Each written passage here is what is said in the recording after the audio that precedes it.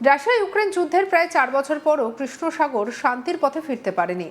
বরং এই অঞ্চল এখন সামরিক সংঘাত, আন্তর্জাতিক বাণিজ্য এবং বড় শক্তির কূটনৈতিক প্রতিদ্বন্দ্বিতার এক জটিল মঞ্চে পরিণত হয়েছে।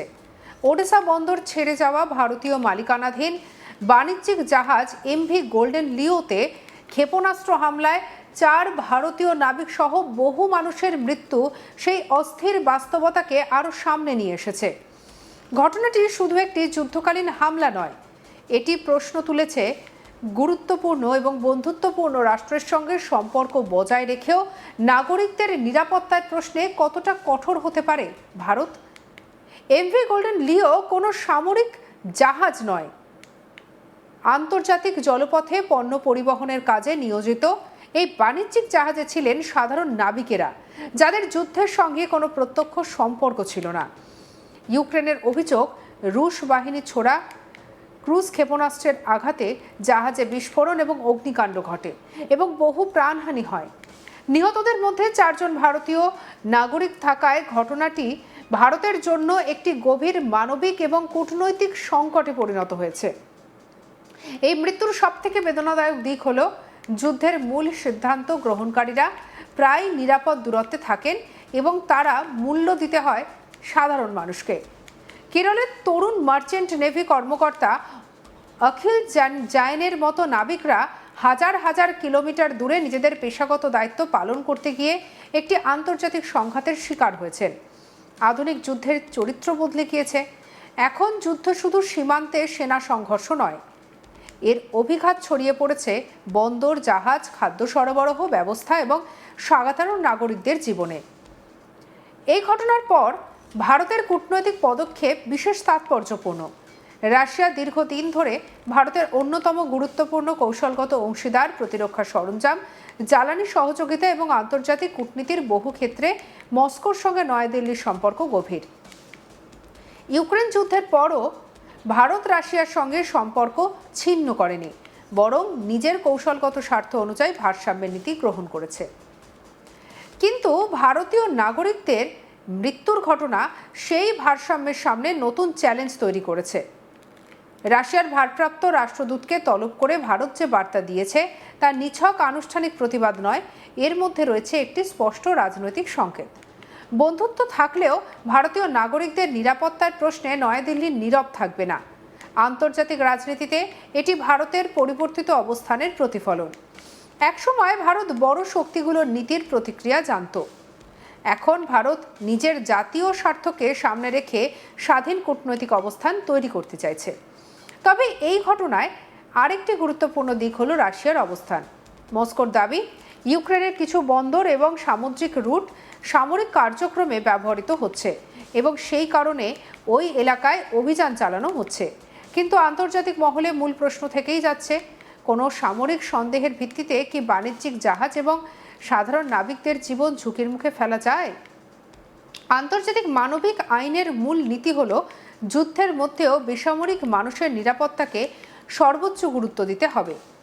যদি কোনো বাণিজ্যিক জাহাজ সত্যিই সামরিক কাজে ব্যবহৃত হয়ে থাকে, তবে তার প্রমাণ আন্তর্জাতিক নিয়ম অনুযায়ী উপস্থাপন করা জরুরি।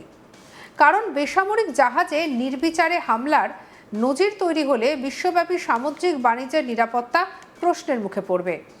কৃষ্ণ সাগর শুধু রাশিয়া এবং ইউক্রেনের মধ্যেকার একটি সংঘাতপূর্ণ অঞ্চল নয়, এটি বিশ্বের খাদ্য ও জ্বালানি সরবরাহের ব্যবস্থার একটি গুরুত্বপূর্ণ পথ।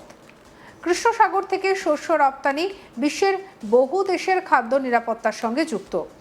যুদ্ধের কারণে এই অঞ্চলে অনিশ্চয়তা বাড়লে আফ্রিকা, মধ্যপ্রাচ্য এবং এশিয়ার বহু দেশ পরোক্ষভাবে ক্ষতিগ্রস্ত হতে পারে। একই সঙ্গে বাণিজ্যিক জাহাজের ঝুঁকি বাড়লে বিমা খরচা, পরিবহন ব্যয় এবং সরবরাহ ব্যবস্থার চাপও বৃদ্ধি পাবে। একটি ক্ষেপণাস্ত্র হামলা তাই শুধু একটি জাহাজের ক্ষতি নয়, এর প্রভাব পৌঁছে যেতে পারে বিশ্ব অর্থনীতির বিভিন্ন স্তরে। ভারতের জন্য এই ঘটনা আরও তাৎপর্যপূর্ণ, কারণ ভারত বিশ্বের অন্যতম বড় নাবিক সরবরাহকারী দেশ। হাজার হাজার ভারতীয় নাগরিক আন্তর্জাতিক সমুদ্র বাণিজ্যতে কাজ করে। লোহিত সাগর, আরব সাগর এবং কৃষ্ণ সাগরের মতো সংঘাতপূর্ণ অঞ্চলে তাদের নিরাপত্তা এখন ভারতের পররাষ্ট্রনীতির একটি গুরুত্বপূর্ণ বিষয় হয়ে উঠেছে। বিদেশে কর্মরত ভারতীয় নাগরিকদের সুরক্ষা নিশ্চিত করা আগামী দিনে নয়াদিল্লির জন্য আরও বড় কূটনৈতিক অগ্রাধিকার হতে পারে। রাজনৈতিকভাবে এই ঘটনা প্রধানমন্ত্রী নরেন্দ্র মোদী সরকারের জন্য একটি কঠিন ভারসাম্যের পরীক্ষা। একদিকে রাশিয়ার সঙ্গে দীর্ঘদিনের সম্পর্ক বজায় রাখতে হবে, অন্যদিকে ভারতীয় নাগরিকদের মৃত্যুর ঘটনায় দৃঢ় অবস্থান নিতে হবে। আন্তর্জাতিক রাজনীতিতে কোনো সম্পর্কই নিঃশর্ত নয়। এই বার্তাই সম্ভবত মস্কোর কাছে পৌঁছে দিতে চেয়েছে ভারত। ভারতের কূটনৈতিক কৌশল বরাবরই হয়েছে কোনো একক শক্তির ওপর সম্পূর্ণ নির্ভর না করে বহু দেশের সঙ্গে সম্পর্ক বজায় রাখা। রাশিয়ার সঙ্গে প্রতিরক্ষা এবং জ্বালানি সহযোগিতা কেমন গুরুত্বপূর্ণ, তেমনি ইউরোপ এবং রাশিয়ার সঙ্গে অর্থনৈতিক এবং প্রযুক্তিগত সম্পর্ক ভারতের জন্য অপরিহার্য।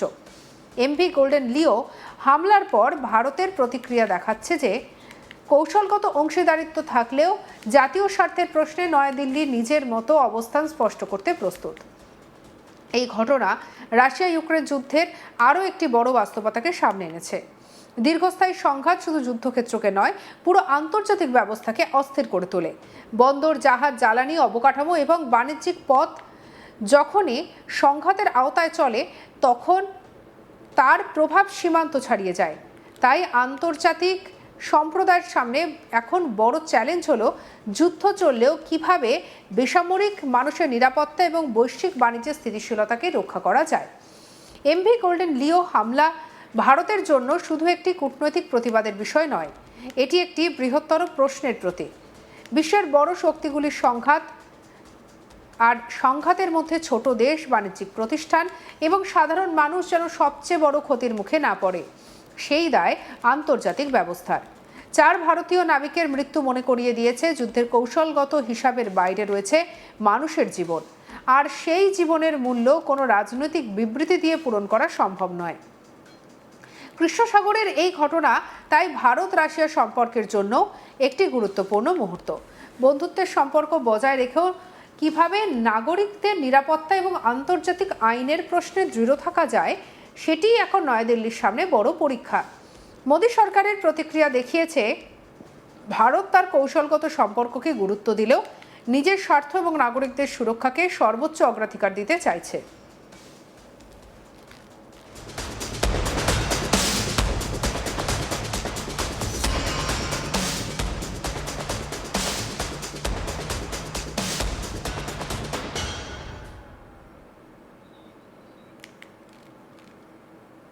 যুদ্ধের কারণে অনিশ্চয়তা বাড়লে আফ্রিকা, মধ্যপ্রাচ্য এবং এশিয়ার বহু দেশ পরোক্ষভাবে ক্ষতিগ্রস্ত হতে পারে।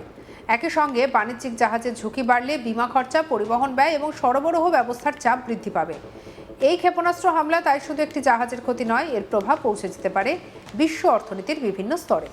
ভারতের জন্য এই ঘটনা আরও তাৎপর্যপূর্ণ, কারণ ভারত বিশ্বের অন্যতম বড় নাবিক সরবরাহকারী দেশ। হাজার হাজার ভারতীয় নাগরিক আন্তর্জাতিক সমুদ্র বাণিজ্যে কাজ করেন। লোহিত সাগর, আরব সাগর এবং কৃষ্ণ সাগরের মতো সংঘাতপূর্ণ অঞ্চলে তাদের নিরাপত্তা এখন ভারতের পররাষ্ট্র নীতির একটি গুরুত্বপূর্ণ বিষয় হয়ে উঠেছে। সঙ্গে রাখুন আজ তাক বাংলাকে, সাবস্ক্রাইব করতে ভুলবেন না।